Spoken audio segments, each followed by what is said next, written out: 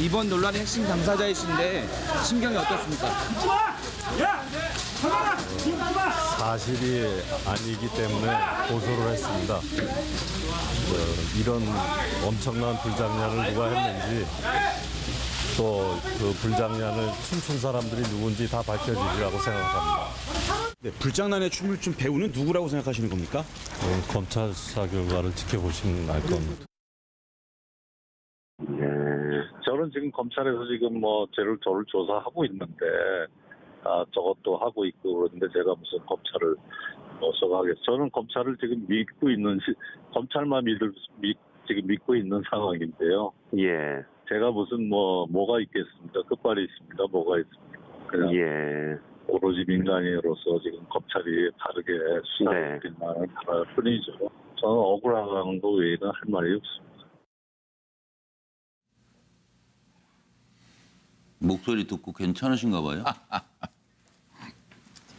뭐예요? 정윤혜 씨 목소리 듣고 괜찮으세요? 며칠 전에 저한테 박관천이 답해야 될 때라고 말씀하셨죠? 네, 정윤혜 그래서 씨. 제가 그 이후에 다른 언론사에 나가서 저녁 때 답변을 했습니다. 예. 예. 뭐라고 하셨죠? 문건 내용이 왜 사실인가를 객관적으로 증명을 해드렸고 예. 모임 내용이 왜 사실이라는 것도 객관적 증거에 의해서 상식적으로 증명을 해드렸습니다. 이거 불장난한 사람이에요, 그러면? 박관천 전 경정이? 불장난요? 글쎄요. 저걸 불장난이라고 표현해야 됩니까? 저는 그게 동의하지 않습니다. 그러니까 참 묘하잖아요. 저걸 불장난이라는 단어를 갑자기 꺼내든 게? 그거 누구라고 생각하세요? 저 불장난했다고 하는 게? 저도 그건 누가 어떤 의미에서 불장난이라고 말씀하실지는 모르겠지만 네. 제가 그때도 그렇게 말씀드렸죠. 부부 닮는 것 같다. 자기가 엮였다고 생각하니까 저렇게 말하는 거 아니에요? 글쎄요. 그런데 엮였다고 생각하는 문건의 내용이 다 사실이 됐지 않습니까? 네. 네, 그럼 과연 제가 여기서 엮였다고 하는 거에 대해서 비판을 하든 안 하든 그건 제가 할 몫이 아니고 예. 방송을 보는 시청자들께서 할 몫이라고 생각합니다. 예. 그리고 아까 노 변호사 슬쩍 얘기했죠. 왜 나왔냐고. 박관천 전 경정 얘기. 지금 법적으로 문제돼서 말 안 하고 이래서 말 안 하고 하려면 뭐 하는 질문에 거예요? 대답을 거의 안 하시고 다 알고 있는 내용만 다시 반복하신 거여서 그러면 오늘 나오신 사실 우리가 궁금해하는 것에 대한 답은 하나도 못 들은 셈이니까 정확하게 나오신 목적이나 하고 싶은 말씀이 정확히 뭔지 좀 차라리. 차라리 그걸 솔직히 말씀해 말씀해 주시죠. 예.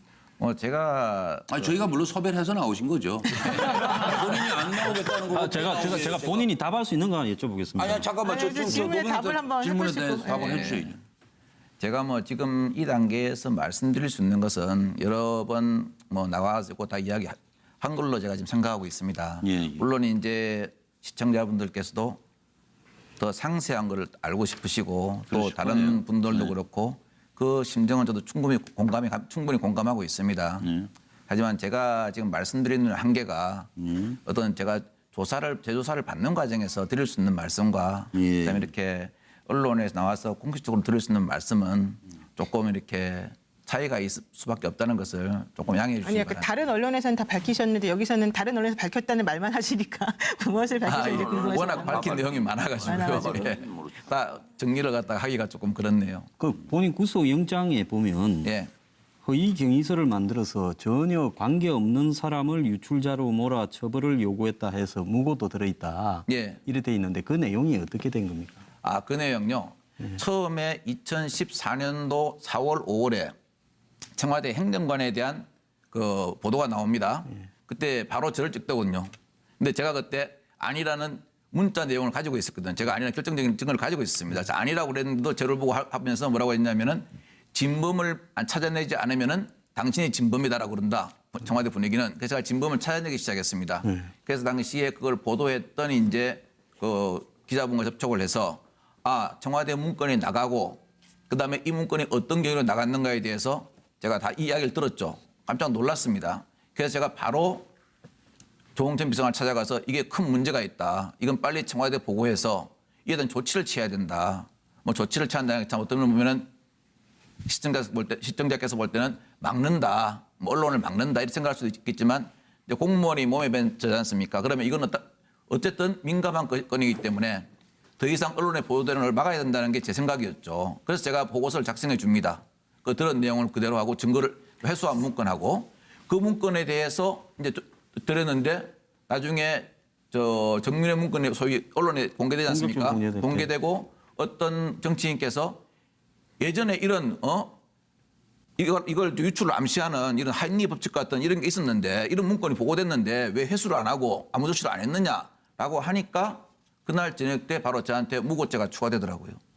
그때 그럼 앞에 게 거의 저거 이걸 지금 진술한 거군요. 정윤의 실세는 실세 아니면 최순실 방패막이 어느 쪽입니까?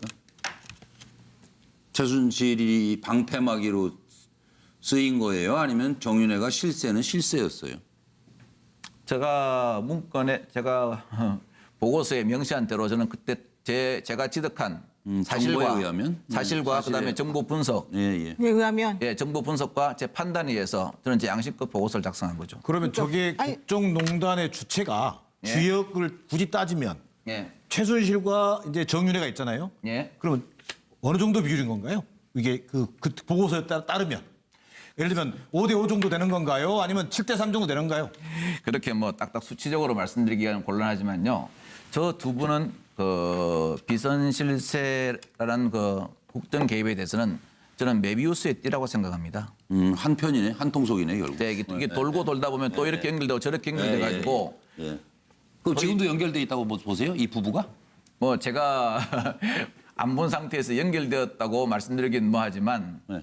뭐 여러 가지 공통점이 많더라고요. 그때 당시에 정윤회 씨가 아마 검찰 출석할 때 변호인과 지금 그분이 아마 똑같다, 그러면. 최순실 이경재 변호사가 변호하고 똑같다는 있죠. 거죠? 뭐 우연히 일치일지는 모르겠습니다. 예, 예. 제가 뭐 그걸 확인한 건 없기 때문에요. 근데 참 여러 가지 우연 일치가 많네요. 그 제가 하나 조사해 보니까 그때 부부 사이가 좋았어요?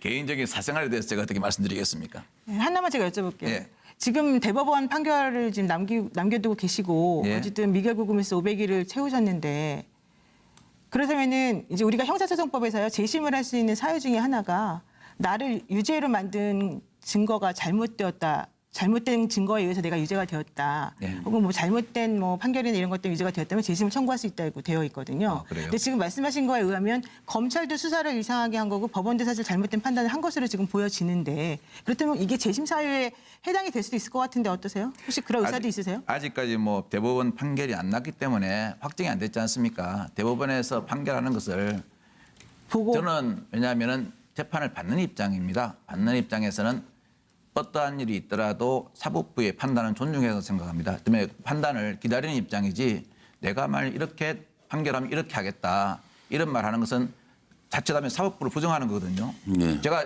소위 찍히지 않기 위해서 하는 게 아니고 어느 국민이든 저는 그렇게 생각합니다. 사법부마저 부정하면은 이 나라에서 균형이 깨져버립니다. 따라서 사법부는 어떠한 경우에 있더라도 그것이 비록 내 개인의 양심과 다르다 할지라도 사법부와 헌재의 판결은 저는 존중해야 된다고 생각합니다. 점잖은 말씀 이제 됐고. 그냥 최순실 문건을 이름을 바꿨다 이렇게 오해가 있는데 맞아요, 안 맞아요? 그것은 아닙니다. 그것은 아니고? 예. 처음에 최순실 씨에 대한 관련된 내용이 상당 부분 좀 있었던 건 사실이지만 예. 그걸 최순실 문건이라고 규정하기는 예. 적절치 않은 것 같습니다. 그러니까 정윤회를 조사하라 해서 정윤회 문건이고 제가 정윤회 문건이라고 말씀을 안 드렸고요. 그러니까 아까도 VIP 최측근 그렇습니다. 바로 정윤회. 예, 그렇습니다. 그러면 VIP 최측근 동향을 조사했었던 건 맞죠? 아닙니다. 처음에 조사를 하명받은 내용은 네. 대통령 김기춘 전 비서실장에 대해서 교체 누가 관련? 이렇게 교체를 계속 해야 된다고 말을 떠들고 다니고 여론을 불러일으키고 다니느냐 예. 거기에 대해서 조사를 한 거죠. 조사하다 보니까 식당에서 십상시하고 만나고 있었던 정윤회를 알게 됐고 그리고 네, 그 뒤에는 그래서 최순실가 이제 있고 그 내용을 넣으면서 예. 당시뿐만 아니고 네. 또 2명이 더 있다라고 제가 넣었죠. 뭐 말씀드리면 뭐 이정현 홍보수석이나 당시 국세청장이었죠. 그런데 결국 나중에는 그 3분 중에 예. 조사를 시킨 분은 안 나가고 다른 2분은 예. 뭐 몇 개월 안 있어서 나갔죠. 예. 그래서 뭐 예언서라 그러는데 제가 이렇게 뭐 예언을 할 만큼 그렇게 이렇게 민감한 스타일이 못 됩니다. 그대로 뭐 예언이 됐죠. 뭐 청문회 보면서 가장 기가 막혔던 대목은 진술이나 이런 걸 보면서 우병우 최순실 모른다? 아니면 2가지 있습니다. 뭐예요? 김기춘 실장께서 최순실 씨 모른다고 그러셨지 않습니까? 네. 그리고 나중에 네. 그 박 의원님께서 영상을 제시하시니까 네. 참 그때 기억력이 이름은 난다. 예, 기억이 이름이 기억난다. 네. 저는 참 제가 이런 말씀, 제 옛날 상관한테 이런 말씀 드리면 뭐하지만 그렇게 말씀을 드리고 싶었습니다. 그런 기억으로 국정을 보좌하셨으니까 대통령이 이 지경이 된 거 아닙니까? 예. 두 번째는 원망이 많으시겠네. 우병우 수석 전혀 모른다 그러지 않습니까? 예. 좋습니다. 그러면은 그분 말을 100% 믿겠습니다. 있는데 제가 반론을 제기하겠습니다. 예. 제가 조사받던 2014년 12월, 15년 1월에 청와대는 제가 여태까지 작성했던 문건을 예. 복합 출력해서 뽑아서 검찰에 주었습니다. 예. 그 당시 우병우 씨는 민정비서관이었습니다. 예. 통상 검찰이 자료 요청을 하면 민정 요청을 합니다. 예. 예. 그러면은 그 문건이 얼마나 민감한 문건인가를 판단 못하실 정도도 아닌 것 같고 아주 훌륭하신 분으로 시간이 알고 다 있습니다. 됐어요. 그쪽으로는. 그리고 예. 그 민감한 문건을 보지 않고 주었다? 네. 이게 저는 가능성이 있냐 이렇게 한번 물어보고 싶습니다. 시간은 다 됐고 건전한 이거 어떻게 상식이겠어요. 해요, 이거? 그러면 안 되는 거 그냥 덮고 가는 게 나아요, 나라를 위해서? 알려줘야죠. 그렇죠. 정확한 진실이 예, 알려져야죠. 그렇죠. 왜냐하면은 무덤까지 갖고 갈 진실도 있다 그랬는데 점점 더 궁금해지고 내일 또 나오세요.